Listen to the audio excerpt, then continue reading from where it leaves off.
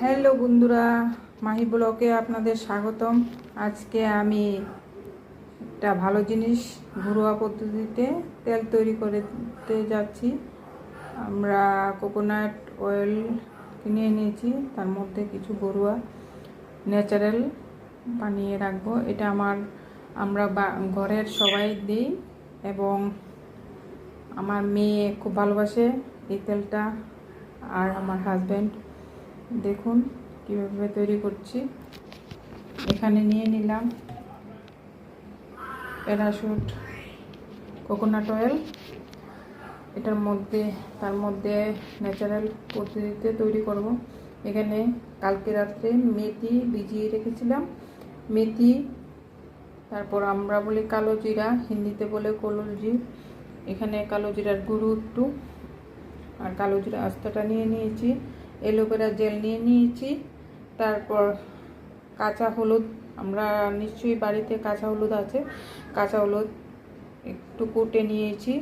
তার মধ্যে অমলকিও রেখে দিয়েছি, অমলকিটাও দেব। তারপর আমরা ন্যাচারাল একটা জিনিস, আমাদের জবা ফুলের পাতা, তারপর কারি পাতা, নিম পাতা, আর কিছু ফুল, আর কিছু কাঁচা বাদাম, মুংফলি বলে, কাঁচা বাদাম এখানে কিছু কুটে নিয়েছি। তারপর আপনারা দেখতে থাকুন কীভাবে তৈরি করছি।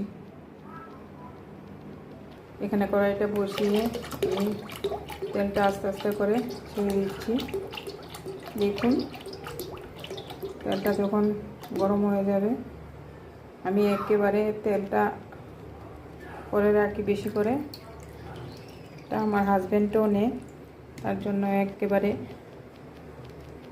বানিয়ে রাখবো।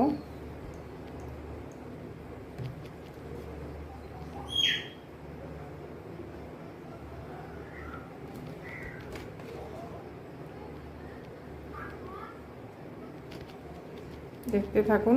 এখানে চুলা আঁচটা বাড়িয়ে দিলাম। দেখুন তেলটা একটু তাড়াতাড়ি গরম হয়ে যায়, তারপর একটু কমিয়ে দেব যখন এগুলা দেব।